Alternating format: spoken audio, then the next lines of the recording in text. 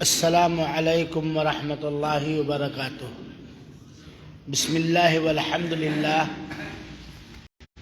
والسلام علی رسول اللہ وعلی آلہ وصحبہ ومن والاہ الی یوم الدین، اما بعد۔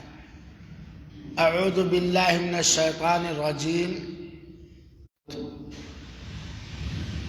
اس بزم سعید کے صدر محترم، دیگر علماء و طلباء، ذمہ داران بزم سعید اور ہمارے عزیز اور پیارے نوجوانوں اور میری پیاری ماں اور بہنوں، اللہ تعالیٰ کا میں بے حد ممنون اور مشکور ہوں، آبھاری ہوں، شکر گزار ہوں کہ اللہ تعالیٰ نے آج کی اس مبارک رات میں ہمیں اور آپ کو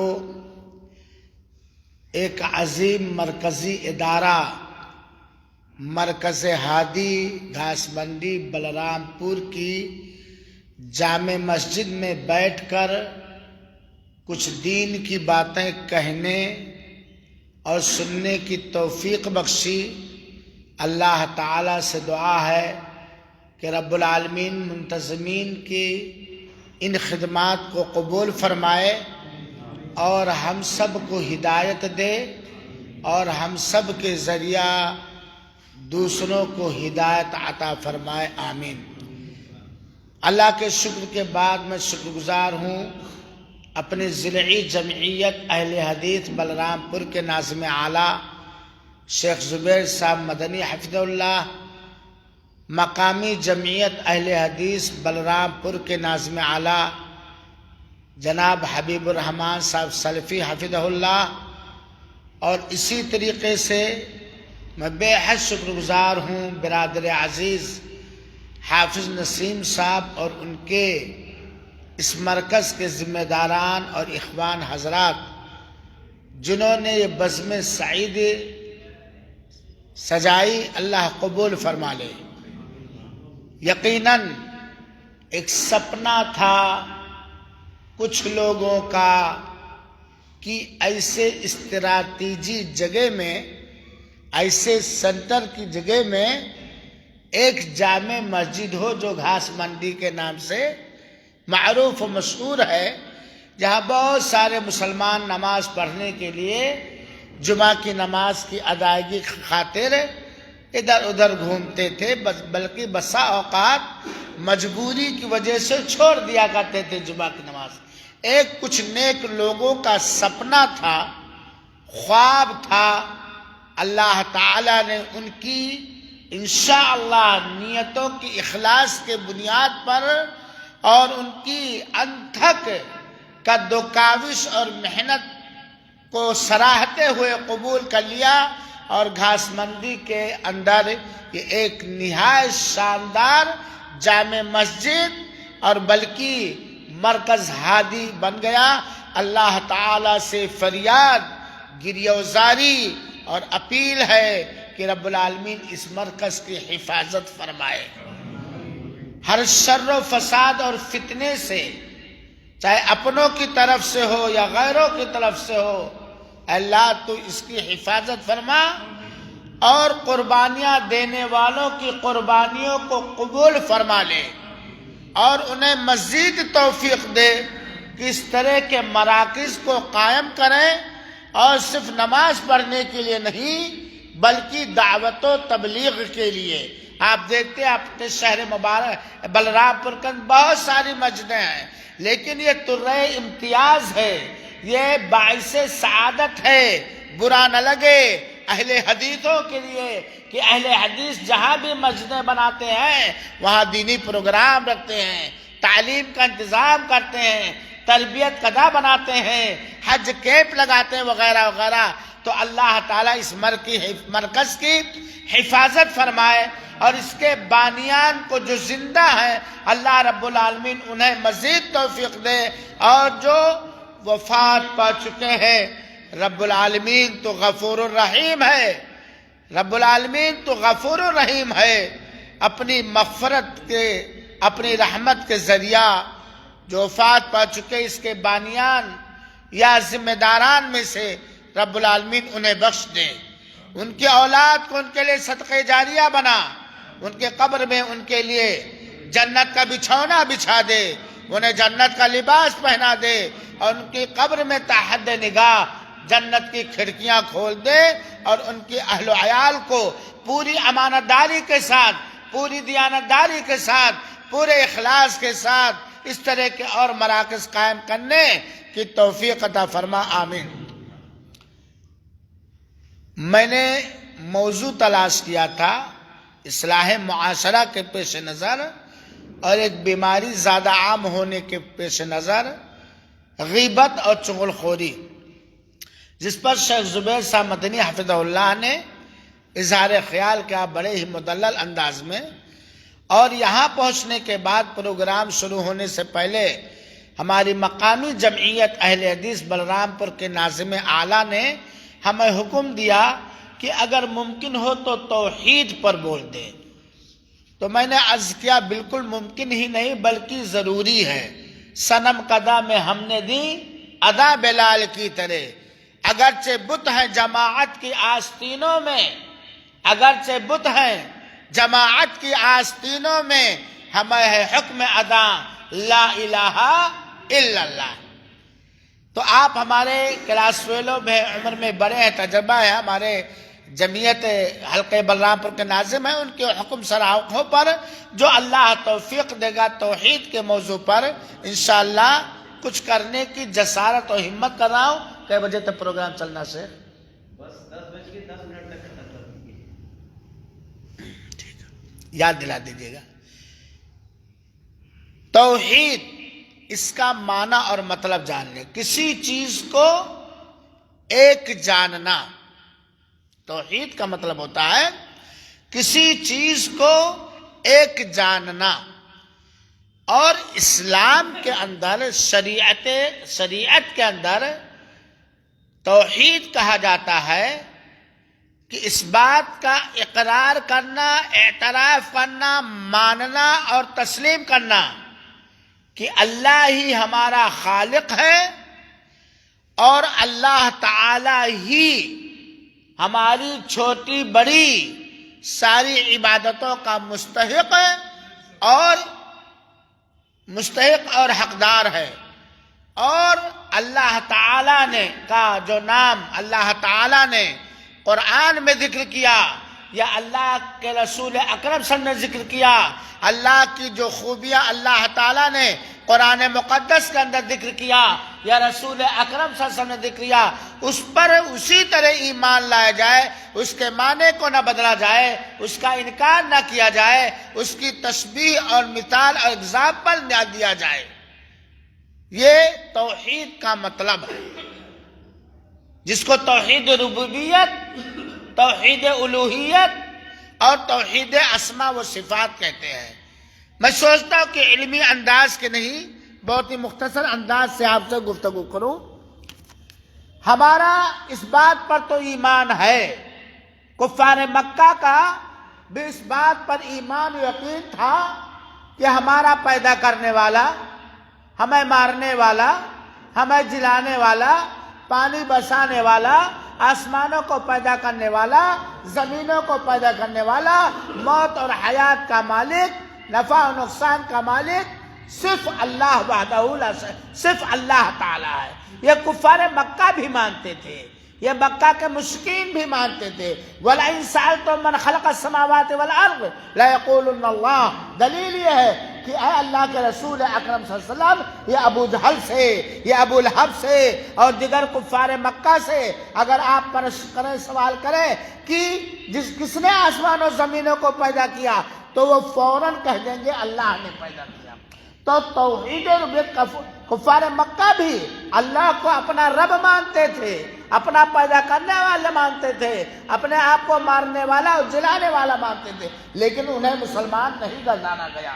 اللہ کے رسول اکرم صلی اللہ علیہ وسلم نے انہیں مومن نہیں تسلیم کیا، انہیں مسلمان نہیں تسلیم کیا، بلکہ اللہ کے رسول اکرم صلی اللہ علیہ وسلم نے اللہ رب العالمین کے حکم سے ان سے جہاد کیا، ان سے قتال کیا، ان سے جنگ کیا، حالانکہ وہ بھی اللہ کو رب مانتے ہیں۔ آج اپنے ملکوں کے اندر جن کو بہت سارے لوگ برادران وطن کہتے ہیں، آپ ان سے پوچھئے کہ بھائی پانی برسے گا کہ نہیں، کا اوپر والا چاہے گا تب۔ تم کو کس نے جنم دیا؟ وہ کہیں گے اوپر والا، اور اوپر والے سے مراد اللہ وحدہ، اللہ تعالیٰ کو مانتے ہیں۔ جب اللہ تعالیٰ نے ہمیں، اللہ تعالیٰ ہی نے ہمیں پیدا کیا، ہماری روزی کا مالک ہے، ساری انسانیت کو، سارے جناتوں کو، ساری مخلوقات کو جب اللہ تعالیٰ ہی نے پیدا کیا، اگر اس بات پر ہمارا ایمان و یقین ہے تو اس بات پر ہمارا ایمان و یقین یہ ہمارے اوپر لازم کرا دیتا کہ ہم صرف اللہ وحدہ لا شریک کی عبادت کریں، اللہ وحدہ لا شریک ہی کی صرف عبادت، بندگی اور پوجا کریں۔ کیونکہ بہت سارے لوگوں کا ہمارے اور آپ کے اوپر احسان ہے، دیا ہے، بہت سارے لوگوں کا ہمارے ساتھ امداد اور سہیوگ ہے، لیکن اس سے بڑی دیا اور اس سے بڑی کرپیا اور اس سے بڑا کرم اور رحم و مہربانی کیا ہو سکتی ہے کہ اللہ نے ہمیں پیدا کیا اور ہمارے جسمانی ڈھانچے کو بڑے اچھے اور خوبصورت شکل و صورت میں بنا دیا۔ یہ پیدا کرنے والا اللہ کے علاوہ کوئی ہے؟ الہ مع اللہ، کیا اللہ تعالیٰ کے علاوہ کوئی اور ہے؟ یہ دھرتی کس نے بنایا؟ آکاش کس نے بنایا؟ اللہ تعالیٰ نے بنا۔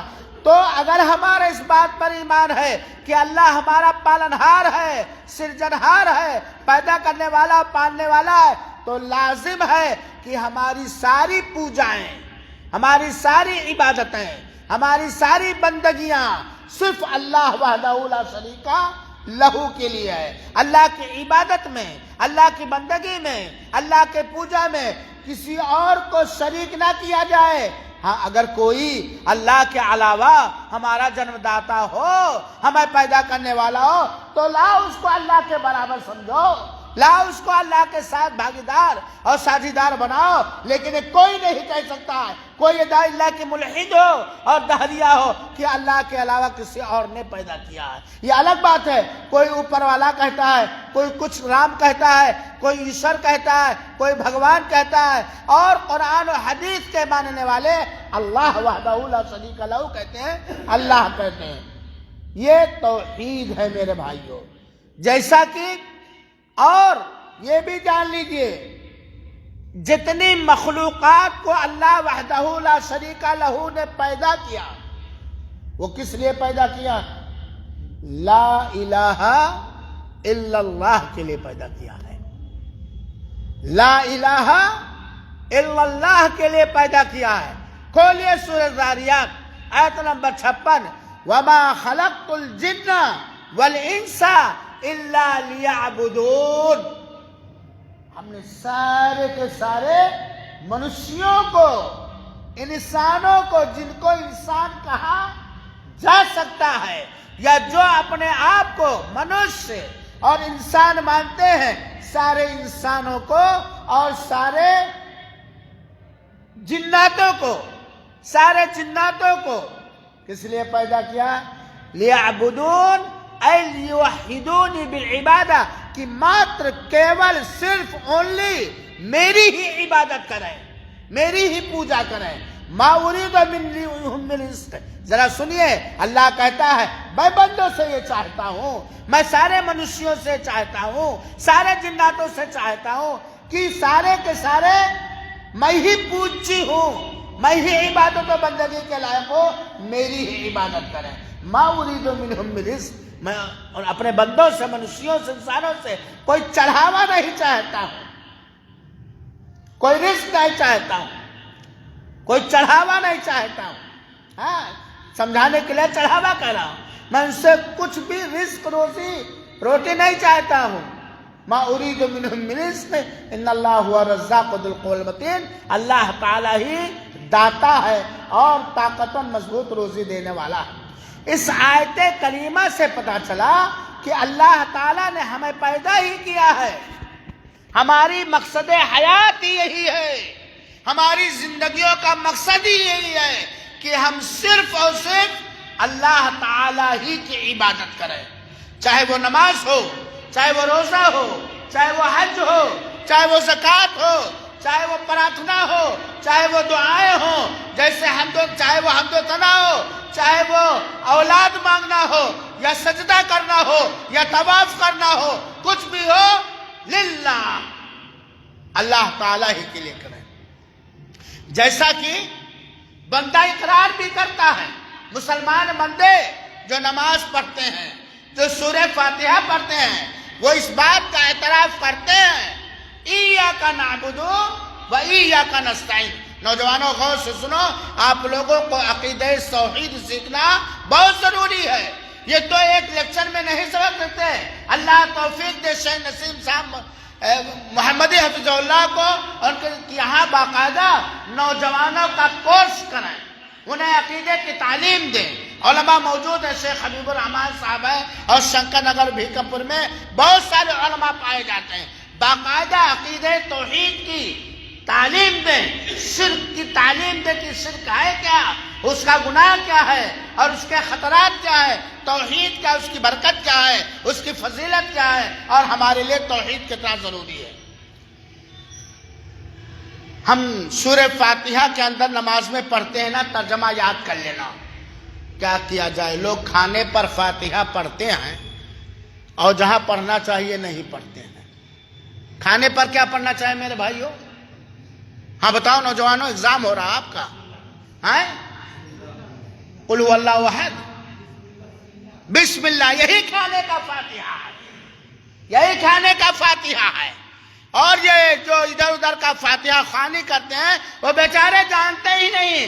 پوچھو ان سے کہ مدینہ والے آقا احمد مجتبی محمد مصطفیٰ صلی اللہ علیہ وآلہ وسلم نے کھانے پر کیا سورہ فاتحہ پڑھنے کا حکم دیا ہے یا بسم اللہ پڑھنے کا حکم دیا ہے؟ بسم اللہ جو بھولا کوئی، اس نے ساری برکت ہوئی۔ سورہ فاتحہ جو قرآن کی ام الکتاب ہے، سورہ شافیہ ہے، الحمد کی سورہ بہت سارے لوگ کہتے ہیں، اس کے اندر اللہ تعالیٰ نے کیا فرمایا؟ ایاک نعبد و ایاک نستعین۔ ترجمہ جانتے ہوں گے آپ، اور نہیں جانتے جو جان لے، یاد کرنے ضروری ہے۔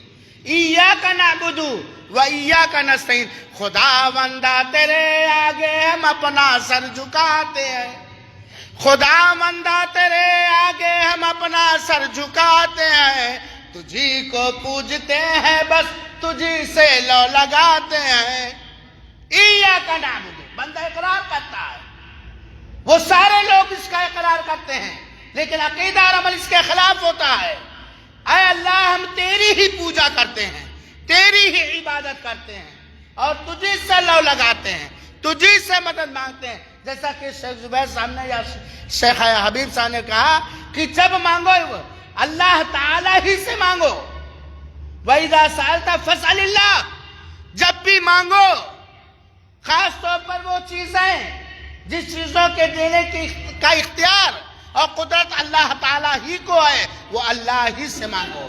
وَإِذَا اسْتَعَنْتَ فَاسْتَعِنْ بِاللَّهِ، اور جب مدد مانگو ان چیزوں پر جس پر مدد کرنے کی طاقت رکھنے، قدرت رکھنے والا صرف اللہ تعالیٰ ہے، تو اللہ تعالیٰ ہی سے مانگو۔ بارش برسانے کی کوئی طاقت رکھتا ہے؟ بیمار کو شفا دینے کی کوئی طاقت رکھتا ہے؟ یہ ڈاکٹر اور دوائیں یہ ایک ذریعہ ہے، یہ اگر اللہ ان کے اندر اثر نہ ڈالے تو کبھی شفا نہیں مل سکتے۔ وَإِذَا مَرِضْتُ فَهُوَ يَشْفِينِ، حضرت ابراہیم نے کہا میرا اللہ وہ ہے، جب میں بیمار ہوتا ہوں تو وہی شفا دیتا ہے۔ اولاد دینے والا کون ہے؟ بٹیا دینے والا کون ہے؟ پتوا دینے والا کیا ہے بھیا؟ بتاؤ۔ اللہ جسے چاہتا ہے لڑکا دیتا ہے، اللہ جسے چاہتا ہے لڑکی دیتا ہے، اللہ جسے چاہتا ہے دونوں دیتا ہے، اور اللہ جسے چاہتا ہے بانجھ کر دیتا ہے، اور اللہ جسے بانجھ کر دے کوئی نبی اسے نہیں دے سکتا، نہ عیسیٰ، نہ موسیٰ، نہ یعقوب، نہ لوط، نہ ہود، کوئی بھی نبی نہیں دے سکتا۔ اللہ کا قریبی سے قریبی نبی نہیں دے سکتا اگر اللہ اولاد نہ دینا چاہے۔ کوئی فرشتہ نہیں دے سکتا، چاہے وہ جبرائیل ہوں، چاہے وہ میکائیل ہوں، چاہے اسرافیل ہوں، چاہے اللہ کے اور قریبی فرشتے، کوئی ولی، کوئی پیر، کوئی پیغمبر، کوئی فقیر، کوئی مرید، کوئی پیر نہیں دے سکتا۔ وہ کیا دے سکتا ہے؟ پیر یا مرید یا فلان و دماغ، وہ تو خود اللہ کو محتاج ہے ہم کے محتاج کے نہیں. اگر وہ اتنا پہنچا ہوتا تو اللہ کی قسم دنیا کی ساری حکومتیں انہیں خسی کے بکرے کی طرح پالتے کہ باقاعدہ غیب بتا دیں گے، جو چاہیں گے کروا دیں گے. اللہ کے علاوہ کوئی نہیں دے سکتا میرے بھائیوں سے. جو ساری عبادتیں ہماری، چاہے وہ نماز ہو، چاہے وہ دعا ہو، چاہے وہ بھروسہ ہو، چاہے ڈرنا ہو، چاہے آس اور امید لگانا ہو، وغیرہ وغیرہ، یہ ساری کی ساری، چاہے وہ نظر و نیاز ہو، یہ ساری کی ساری عبادت ہے، بندگی ہے. یہ اس کا حقدار کون ہے؟ اللہ تعالیٰ. اور آج معاملہ کا ہے بیاہ ہوئی گئے، جیسے 6 مہینہ بھائے لڑکا لڑکی نائے پیدا بھائے، چلو کچھوچا براؤں چلی ہو تو تنی جلدی مل جائی. اجمیر جابو تو دوئی ٹھو مل جائی. ہو سکتا ہے اللہ نے تمہارے قسمت میں یہی لکھا ہو کہ جاؤ شرک کرو، کفر کرو، اور وہاں ہم بستروں کو وہی تمہیں لڑکا ملے گا. اللہ تعالیٰ. ہوا تھا ایک واقعہ نا، انہیں زبوئے صاحب اکثر اس کو ذکر کرتے سنا دیا کرو. شیخ، ایک عورت تھی، ایک کہانی ہے، اس کے لڑکے نہیں ہو رہے تھے تو اس نے کہا چلو فلاں آستانے پر، جیسے بھائی غیر مسلم جاتا ہے نا تیرتھ استھان، چلو فلاں آستانے پر وہاں مل جائے گا. گئے، لڑکا مانگے، وہ مردے سے جو پڑا ہوا تھا، جس کا حال کوئی نہیں جانتا تھا، اس میں انسان کی لاش تھی یا گدھے کی لاش تھی، گدھے سا تھا یا کتے سا تھا. لوٹ کے آئے تو پتی کا ایکسیڈنٹ ہو گیا، اس کا دیہانت ہو گیا، شوہر ہی مر گیا. تو بڑھیا کہتی ہے، کیا کہتے ہیں، لولا واڈا پھالی میاں پھٹہارا بانا، لولا واڈا پھالی میاں پھٹہارا بانا، پتوا کو گئیلیوں بھتارا حیرانا، پتوا کو گئیلیوں بھتارا حیرانا، ہرے مور دائیا یکو نہ پرانا.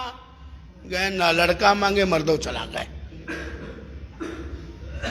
اللہ تعالیٰ نے جتنے نبیوں کو اور رسولوں کو بھیجا، سارے نبیوں اور رسولوں سندیشتاؤں کو ایک ہی سندیش، ایک ہی پیغام، ایک ہی دعوت دے کے بھیجا. اللہ تعالیٰ فرماتا ہے وَلَقَدْ بَعَثْنَا فِي كُلِّ أُمَّةٍ رَسُولًا أَنِ اعْبُدُوا اللَّهَ وَاجْتَنِبُوا الطَّاغُوتَ. اللہ تعالیٰ کہتا ہے قرآن میں، حافظ صاحب سے پوچھ لیجئے کس سورہ میں، وقت بہت کم ہے.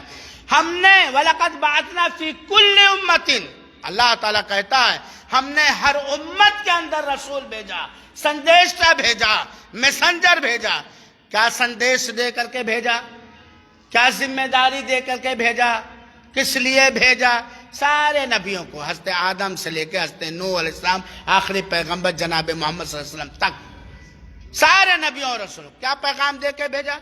ان اعبدوا اللہ، جاؤ لوگوں، جاؤ اے نبیوں، اے رسولوں، اے فلاں اے فلاں، جاؤ میرے بندوں کو یہ سکھاؤ، ان اعبدوا اللہ، اللہ ہی کی عبادت کرو. اور اللہ ہی کی عبادت میں جو مٹھاس اور چاشنی ہے، وہ کسی اور کی عبادت کرنے میں نہ مٹھاس ہے، نہ سکون ہے، نہ اطمینان ہے. ایک کو خوش کر لینا زیادہ آسان ہے کہ 10 کو. ایک کو منا لینا، خوش کر لینا زیادہ آسان ہے کہ 10 کی پوجا کر کے اس کو خوش کرنا آسان ہے. انی عبد اللہ، اللہ ہی کی عبادت کرو. پریشانی یہ ہے کہ اپنے عوام کے سامنے جب عبادت کا نام آتا ہے تو خالی نماز، روزہ، حج و زکوٰۃ ہی سمجھتے ہیں. یہ بھی جان لیجئے عبادت کہا جاتا ہے ہر وہ عمل، ہر وہ آئٹنگ، ہر وہ حرکت، ہر وہ بات جس سے اللہ راضی ہو اور پسند کرے، وہ عبادت ہے. چاہے وہ دل کے اندر کی بات ہو یا اوپر کا حصہ. راستے سے کانٹا ہٹا دینا عبادت ہے کہ نہیں عبادت ہے؟ عبادت ہے نا. کسی بیمار کی تیمارداری کرنا عبادت ہے کہ نہیں عبادت ہے؟ کسی بھوکے کو کھانا کھلانا بہت بڑی عبادت ہے. حرام کام چھوڑ دینا یہ بھی بہت بڑی عبادت ہے. حرام کام اللہ کے ڈر سے چھوڑ دینا جیسا کہ مشائخ نے علماء نے بیان کیا بہت ساری باتیں. ایک آدمی سود کا عادی تھا, وہ جان گیا حکم, چھوڑ دیا اللہ کی رضا کے خاطر, یہ بھی عبادت ہے. مسجد میں جھاڑو دینا یہ بھی عبادت ہے کہ نہیں ہے؟ مسجد میں اذان دینا یہ بھی عبادت ہے. مسجد بنوانا یہ بھی عبادت ہے. اور مسجد میں اختلاف کرنا, اینٹ کی اینٹ بجانا, بنانے والے کی نیتوں پر شک کرنا, ڈاؤٹ کرنا, بنانے والوں کے خلاف فتنہ و فساد کرنا, یہ تو تہجد سے بڑھ کے عبادت ہے نہیں؟ ہاں یہ عبادت ہے. آج ہمارے سماج کے اندر کیا, ہر جگہ حکومت چلی گئی. اب ساری حکومت مسجد و مدرسے پر اور امام اور مؤذن پر ہی ہوتی ہے کہ نہیں؟ تو عبادت کا مطلب سمجھو ہر وہ بات, ہر وہ ایکٹنگ, ہر وہ حرکت, ہر وہ عمل جو اللہ پسند کرے اس سے راضی ہو, چاہے وہ دل کے اندر کی بات ہو یا اوپر کی بات, اسے عبادت کہتے ہیں. چنانچہ اللہ تعالیٰ نے سارے نبیوں کو بھیجا, ان اعبدوا اللہ, اللہ ہی کی عبادت کرو, واجتنبوا الطاغوت, اور طاغوت سے بچو, پرہیز کرو. طاغوت کو دھتکار دو, اپنے دلوں سے اس کی محبت کو نکال دو, اس پر آستھا اور عقیدہ جو کیا ہو اس کو جو دور کر دو. اور طاغوت کہتے ہیں کل ما یعبد من دون اللہ وهو راض فهو طاغوت, اللہ تعالیٰ کے اترکت اور علاوہ جس کی بھی پوجا اور عبادت کی جائے اور وہ اس سے راضی, وہ طاغوت ہے. اس سے کیا پتہ چلا کہ توحید یہ ہے کہ ہم اللہ ہی کی عبادت کریں. میرے بھائیوں ساتھیوں, کوئی لا الہ الا اللہ کا معنی بتلا سکتا ہے؟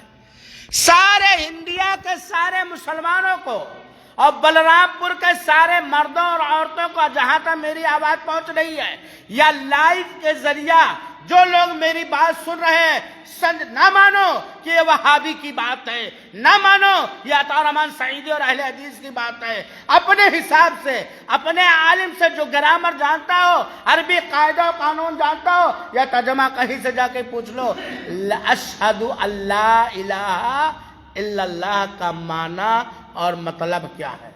یا یوں کہہ لیجئے, پہلا کلمہ طیب جو قرآن میں رٹایا گیا تھا, لا الہ الا اللہ محمد رسول اللہ. لا الہ الا اللہ کا مطلب کیا ہے؟ توحید سمجھ جاؤ گے. اگر لا الہ الا اللہ کا مطلب سمجھ گئے تو سارے غیر اللہ کی عبادت اور پوجا کو اپنے پیروں سے خود روندنا شروع کر دو گے. لا الہ الا اللہ کا مطلب کیا ہے؟ اے لا معبود بحق الا اللہ. میری بھائی اور بہنیں سنیں, ان کے یہاں بہت ساری بھاونائیں ہوتی ہیں. ہاں, شرک کے سب سے زیادہ دلدادہ اور گرویدائیں ہوتی ہیں. مزاروں پر جانے کا شوق ان کو زیادہ ہوتا ہے, اور چونکہ گھر کے انجن یہی ہیں, پتی نہ مانے تو بیچارہ اس سے منہ پھلا کے بیٹھ جائیں گی, وہ الگ موضوع اور ٹاپک ہے. لا مانے نہیں عربی میں. بہت سارے لوگ سعودیہ گئے ہوں گے نا, اور نہیں تو عربی جانو, اتنی عربی سیکھو میرے بھائیو کہ اسلام کی بنیادی چیزوں کی دلیلوں کو سمجھ لو. کوئی مشکل نہیں کام ہے, یہ قرآن اترا ہے سمجھنے کے لیے اور سمجھانے کے لیے, اور بہت ہی سرل اور آسان ہے. لا مانے نہیں, الہ, الہ کے معنی عبادت کے لائق, پوجنے کے لائق, مانگنے کے لائق, ڈرنے کے لائق, آشا کرنے کے لائق, امید کرنے کے لائق, نظر و نیاز کرنے کے لائق. لا الہ, پہلے انکار ہے, پہلے تم انکار کرو کہ کوئی عبادت کے لائق نہیں ہے. یہ کینسر ہے, یہ ایڈز ہے کہ کسی کے دل میں یہ آستھا, یہ وشواس اور یہ عقیدہ ہو کہ اللہ کے علاوہ کوئی اور بھی ہے میری بگڑی بنانے والا, اللہ کے علاوہ کوئی اور بھی ہے میری نیا پار لگانے والا, اللہ کے علاوہ کوئی اور ہے مجھے اولاد دینے والا یا میری تجارت میں نفع دینے والا, وغیرہ وغیرہ. پہلے انکار ہو, لا الہ, کوئی بھی عبادت کے لائق نہیں. جب کوئی کہا گیا تو سارے نبی کا انکار ہو گیا کہ وہ بھی عبادت کے لائق نہیں ہے, سارے رسولوں کا انکار ہو گیا, سارے فرشتوں کا انکار ہو گیا. ارے جب نبی عبادت کے لائق نہیں ہیں, رسول عبادت کے لائق نہیں ہیں, رسولوں کے سردار حضرت محمد مصطفیٰ صلی اللہ علیہ وسلم عبادت کے لائق نہیں ہیں, جبریل عبادت کے لائق نہیں ہیں, تو ان کے بعد والے کیسے عبادت کے لائق ہو سکتے ہیں؟ امام ابو حنیفہ عبادت کے لائق ہو سکتے ہیں؟ امام شافعی عبادت کے لائق ہو سکتے ہیں؟ نہیں. لا الہ, کوئی عبادت کے لائق نہیں. ساری چیزوں کے معبود ہونے کا انکار کر دینا، عبادت کے لائق ہونے کا انکار کر الا اللہ، سوائے اللہ۔ جیسے مثال کے طور پر کہا جائے کوئی اس مسجد میں بیٹھنے کے لائق نہیں ہے، سب کوئی اس مسجد میں نہ بیٹھے تو سب کو نکلنا پڑے گا کہ نہیں نکلنا پڑے گا؟ بولو بیٹو، نکلنا پڑے، سوائے شیخ حبیب الرحمان صاحب کے، تو ان کے علاوہ کوئی اس مسجد میں بیٹھنے کا آدھار رکھتا ہے، ادھیکار رکھتا ہے؟ نہیں رکھتا نا۔ چاہے غریب ہو، امیر ہو، کالا ہو، گورا ہو، بوڑھا ہو، جوان ہو، مولانا ہو، علامہ ہو، امام ہو، ولی ہو، پیر ہو، پیغمبر ہو، سب نکلو۔ اسی طرح یہاں سمجھو لا الہ، کوئی عبادت کے لائق، بندگی کے لائق نہیں ہے الا اللہ، سوائے اللہ تعالی کے۔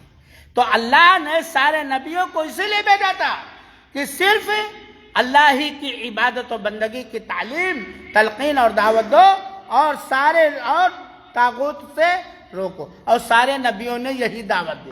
آپ سارے نبیوں کی کہانی تو بات کی بات ہے، اللہ کے رسول اکرم صلی اللہ علیہ وسلم پر نوجوانوں اللہ کے رسول کی سیرت پاک پڑھو۔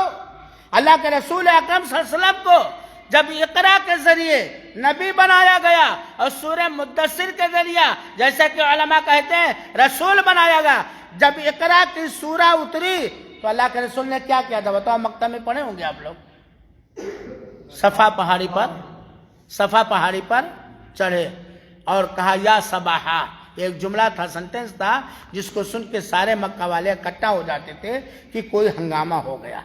اللہ کے رسول صفا پہاڑی پر چڑھے اور یہی نعرہ بلند کیا، سارے صفا پہاڑی بہت اونچا ہے، اللہ تعالیٰ آپ سب کو حج و عمرہ کرنے کی توفیق عطا فرمائے، اور جن لوگوں کو اللہ نے موقع دیا اللہ ان کے حج کو قبول فرما لے اور بخش دے، آمین یا رب العالمین۔ صفا پہاڑی پہلے اونچا، تب تو ضرورت کے پیش نظر چھیل دیا گیا صفا مروہ کا، تو اللہ کے رسول صفا پہ چڑھے اور کہا سارے کے ساتھ، کیونکہ اللہ کے رسول امین کے نام سے پکارے جاتے تھے، صادق کے نام سے جانے جاتے تھے، لوگوں کی امانتیں آپ کے پاس رہا کرتی تھی، ان کے جھگڑے اور مگڑے میں فیصلہ کس کا ہوتا تھا؟ اللہ کے رسول کا ہوتا تھا۔ حجر اسود رکھنے کی جب باری آئی، اختلاف ہوا تو اللہ ہی کے رسول کے فیصلے پر کفار مکہ نے، کافروں نے، غیر مسلموں نے اللہ کے رسول کے فیصلے کو مانا۔ آپ کا ایک مقام تھا، آپ کا ایک مرتبہ تھا، اللہ نے نبی بنائے جانے سے پہلے اللہ کے رسول کی محبت و عقیدت و احترام کفار مکہ کے دلوں میں رکھ دیا تھا، اور جب اللہ کے رسول اللہ کا پیغام لوگوں تک پہنچائے، چونکہ وہ عربی جاننے والے تھے، اللہ کے رسول نے کہا قولوا لا الہ الا اللہ تفلحوا۔ پہلے اللہ کے رسول مثال دی، بات لمبی ہو جاتی ہے کہ میں اگر تم کو ڈراؤ کہ اس کے پیچھے فوج ہے، جو تمہارے اوپر اس پہاڑی کے پیچھے فوج ہے، جن کو میں پہاڑ کی چوٹی پہ کھڑے ہو کے دیکھ رہا ہوں، تو تم میری بات کو مانو گے کہ نہیں مانو گے؟ کیا کہا؟ ما جربنا علیکا کذبا، اے محمد ہم نے تم سے کبھی جھوٹ نہیں سنا، میں تمہاری مانیں گے اور تصدیق۔ اللہ کے رسول نے کیا کہا؟ قولوا لا الہ الا اللہ، تم لوگ کہہ دو لا الہ الا اللہ۔ وہ عرب تھے، جانتے تھے کہ اللہ تعالی کے علاوہ کوئی سچا عبادت کے لائق نہیں ہے۔ یہ کہنا ہی تھا کہ ابو لہب جو چچا تھا، تب لکا، ہلاک و برباد ہو جب محمد لہذا جماعتنا، کیا اسی لیے تو نے اکٹھا کیا؟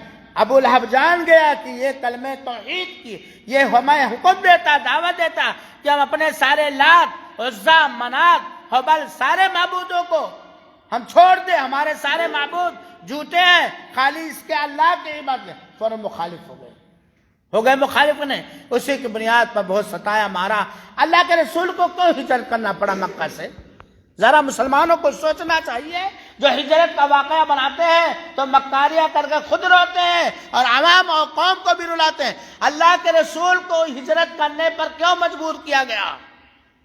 کہ اللہ کے رسول نے کسی کے بہن بیٹی کی عزت لوٹی تھی، کسی کا مال ہڑپ کر لیا تھا مکہ کے اندر، کسی پر ظلم کیا تھا، کسی پر زیادتی کی تھی، کسی کے مال کو نہ حق کھا لیا تھا؟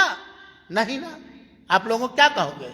اللہ کے رسول نے سے کبھی بھی ظلم ہوا ہی نہیں، نہ اسلام، نہ نبی بنائے جانے سے پہلے اور نہ نبی بنائے جانے کے بعد، پوری زندگی مبارک میں کچھ نہیں کہا، صرف یہ تھا کہ اللہ کے رسول صرف ایک اللہ کی عبادت کرنے کی دعوت دیتے تھے، اور معبودان باطلہ، کنکر شنکر، پیڑ پودے، پہاڑ، انسان، کھڑا پڑا، زندہ مردہ۔ کھڑا پڑا جانتے ہو کہ نہیں؟ منڈیاں ہلاؤ تو بتاؤ یار، کھڑا پڑا، ارے مر گئے تو پڑا ہے، اور پیر بنا کھڑا ہے تو کھڑا ہے کہ نہیں؟ یہ ہے تو اللہ تعالیٰ نے قرآن میں فرمایا، قل انما، وہ آیت کیسی ہے، قل ان صلاتی و نسکی و محیایا و مماتی للہ رب العالمین لا شریک لہ و بذالک امرت وانا اول مسلم۔ قرآن کی آیت کا ترجمہ سیکھو، سنو اور لوگوں تک سناؤ۔ قل، اے نبی پاک صلی اللہ علیہ وسلم آپ کہہ دیجئے، قرآن کی آیت ہے، اے نبی پاک صلی اللہ علیہ وسلم آپ کہہ دیجئے، اعلان کر دیجئے، حکم دے دیجئے، پوری انسانیت کو بتا دیجئے، ان صلاتی، ہماری نماز یا ہماری ساری دعائیں، وہ نسکی، ہمارے حج یا ہماری ساری عبادتیں، وہ محیایا، اور ہماری زندگی اور زندگی کے سارے امور و معاملات، وہ مماتی، ہماری موت اور مرنے کے بعد کے سارے امور اور معاملات، للہ، کس کے لیے ہے؟ اللہ کے لیے، جو اکیلا ہے، اس کا کوئی شریک و ساجد، للہ وحدہ، جو اکیلے اللہ وحدہ لا شریک لہ کے لیے، لا شریک لہ، جس کا کوئی بھاگیدار نہیں، کوئی پارٹنر نہیں، کوئی شریک و ساجیدار نہیں۔ اللہ تعالی سب کچھ برداشت کر سکتا ہے، سن لو، سب کچھ معاف کر سکتا ہے، سن لو، لیکن اللہ تعالیٰ یہ قطعاً معاف نہیں کرے گا کہ اللہ کا کوئی بندہ، اللہ کا کوئی مخلوق، اللہ کے الوہیت میں، اللہ ہونے میں، اللہ کی ربوبیت میں، اللہ کے رب میں ہونے میں، اللہ کے ناموں میں، اللہ کی خوبیوں میں کسی کو شریک و ساجیدار ہو۔ ایک مثال دو، ذرا سمجھنے کی کوشش کیجیے گا۔ دنیا کے اندر ہر کام میں ہم پارٹنر رکھ سکتے ہیں کہ نہیں رکھ؟ اچھا، پارٹنر کون رکھتا ہے، شریک کون بناتا ہے؟ جو کمزور ہوتا ہے۔ آپ خود تجارت کرنے کے طاقت رکھتے تھے، مال تن جو کھا لے، تو کسی کو پارٹنر بنائیں گے؟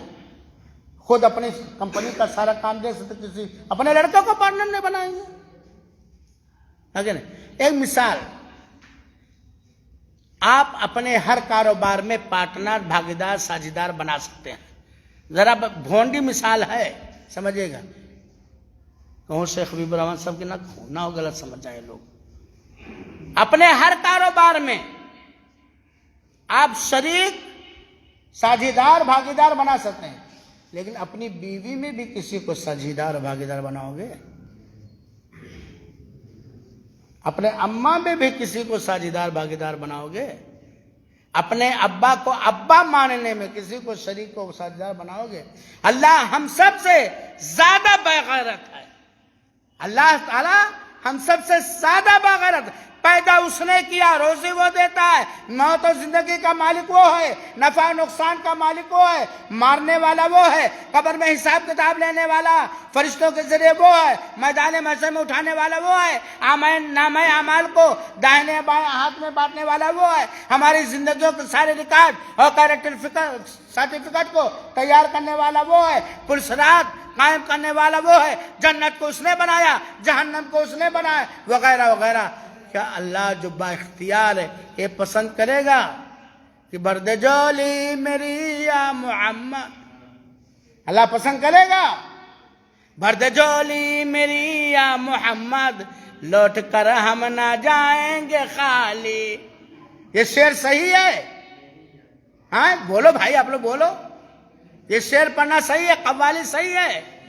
محمد صلی اللہ علیہ وسلم کی جھولیاں بھرنے والا نہ کوئی نبی تھا، نہ کوئی رسول تھا، نہ آپ سے پہلے کا کوئی نبی اور رسول تھا۔ وہ کون تھا؟ سارے رسولوں کا اللہ، سارے نبیوں کا اللہ وہی تھا۔ اسی لیے تو اللہ کے رسول اکرم صلی اللہ علیہ وسلم سلام پھیرنے کے بعد کیا دعا کرتے تھے نوجوانوں؟ اللہم لا مانع لما اعطیت ولا معطی لما منعت. پڑھتے ہیں دعا کہ نہیں پڑھتے ہیں؟ فرض نماز کے بعد یہ ساری دعائیں پڑھی جاتی کہ نہیں پڑھی جاتی؟ اللہم اے میرے اللہ، لا مانع لما اعطیت، جو تو دے دے اسے کوئی روکنے والا نہیں، جو تو دے دے اسے کوئی روکنے والا نہیں ہے. بات صحیح کہ نہیں؟ اللہ جس کو چاہے گا ایم پی بنا دے گا، کوئی نہیں روک پائے گا. اللہ جس سے چاہے گا ایم ایل اے بنا دے گا، کوئی نہیں روک پائے گا. اللہ جس کو پردھان منتری بنانا چاہے بنا دے گا. وہ اللہ راضی ان سے کہ ناخوش ہو دوسری بات ہے، وہ بنا دے گا، ہے کہ نہیں؟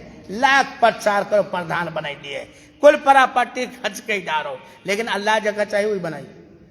سارے ہسپتالوں کو چھان ڈالو اور دیکھے ہوں گے کہ بہت سارے لوگ بڑے بڑے ڈاکٹروں سے علاج کیے. اسی کورونا کے اندر بڑے بڑے ڈاکٹروں سے انہوں نے علاج کیا. خود MBBS اور ڈاکٹر اور سرجن تھے، کورونا کے ڈاکٹر تھے. موت لکھی تھی، کوئی نہیں بچا پایا. اور بہت سارے کورونا کے مریض معمولی دوا میں ٹھیک ہو گئے، معمولی دوا میں ٹھیک ہو گئے. پازیٹو نگیٹو ہو گیا میرے بھائیو ساتھیو. تو اللہم لا مانع، یہی ہے، یہی ہمارا عقیدہ. اللہم لا مانع لما اعطیت، اے اللہ تو اگر کسی کو کوئی چیز دینے کا فیصلہ کر دے تو کوئی روک نہیں سکتا. ولا معطی لما منعت، اور کوئی دینے والا نہیں ہے اگر تو دینے والا نہیں ہے. اگر تو نہ دے تو کوئی دینے والا نہیں. تو میرے بھائی اور ساتھیوں، اللہ تعالیٰ نے فرمایا ہمارا یہ عمل ہونا چاہیے، عقیدہ اور راستہ، کہ ہماری ساری کی ساری بندگیاں، ہماری ساری کی ساری عبادتیں یہ کس کے لیے ہو؟ اللہ وحدہ لا شریک لہ، اسی کا حکم دیا گیا. اور اللہ تعالیٰ نے فرمایا میرے بھائی اور ساتھیوں، ہدایت کس سے ملے گی؟ ہدایت کس سے ملے گی؟ امن و سکون کس کے لیے ہے؟ ورنہ امن و سکون ان لوگوں کے لیے نہیں ہے جو ایمان میں ظلم کو ملاتے ہیں. الذین آمنوا ولم یلبسوا ایمانہم بظلم اولئک لہم الامن وہم مہتدون. دنیا کے اندر امن، جس کی گردن نہیں ماری جائے گی، جسے قتل نہیں کیا جائے گا، جس سے قتال اور جنگ نہیں کیا جائے گا. اور جو ہدایت پر کون ہے؟ جو لوگ ایمان لائے، سنیے گا، جو لوگ ایمان لائے اور اپنے ایمان میں شرک نہیں کیا. ظلم کہا گیا. جو لوگ ایمان لائے وَلَمْ يَلْبِسُوا ایمانہم بظلم، اور اپنے ایمان کو ظلم سے خلط ملط نہیں کیا، گڈبڈ نہیں کیا. اور ظلم سے مراد کیا ہے؟ ذرا سنو نوجوانوں، مسکرانا بعد میں یار، آنکھ مارو تھوڑی دوسرے بیٹھ کے جب مارو تو. ظلم سے مراد کیا ہے؟ شرک. اللہ تعالیٰ نے فرمایا اِنَّ الشِّرْكَ لَظُلْمٌ عَظِيمٌ، سب سے بڑا اتیاچار، بھرشٹاچار، آتنکوادی، سب سے بڑا کون سا گناہ، کون سا پاپ، کون سا جرم؟ شرک. اور شرک جانتے ہو؟ پارٹنری بھائی، ساجھیداری، بھاگیداری، یعنی کسی بھی مخلوق کو، جملہ سنیے گا، کسی بھی مخلوق کو، اونچے سے اونچے مرتبے والے نبی اور رسول کو، اونچے سے اونچے مرتبے والے علم رکھنے والے امام کو، اونچے سے اونچے مرتبہ رکھنے والے ولی کو، ہاں، کسی مخلوق کو اللہ جیسا ماننا یا اللہ کے کچھ اختیار میں، قدرتوں میں ان کو شریک و ساجھیدار بنانا یا سب کچھ انہی کو مان لینا. جو ایمان لائے اپنے علم میں ظلم سے مراد وہ شرک. اللہ تعالیٰ نے کہا ان الظلم لشرک عظیم، شرک سب سے بڑا جرم اور گناہ اور پاپ ہے. اور یہ بھی جان لیجئے، شکر بجا لائیں وہ لوگ جنہیں اللہ تعالیٰ نے عقیدہ توحید سے مالا مال کیا ہے، شرک سے بچا رکھا ہے. ہمیشہ دعا کرنی چاہیے. اور جس شرک میں لپت ہیں وہ بھی سن لیں. اللہ تعالیٰ کہتا ہے ان اللہ لا یغفر ان یشرک بہ ویغفر ما دون ذلک لمن یشاء. میں سنیں، اللہ تعالیٰ اگر کوئی شرک لے کر کے مرا، چاہے وہ شرک اصغر ہو چاہے شرک اکبر، جیسا کہ اکثر علماء کا کہنا ہے، یا شرک اکبر، وہ مرا شرک کرتا تھا، اس نے شرک سے توبہ نہیں کیا، کوئی بھی شرک،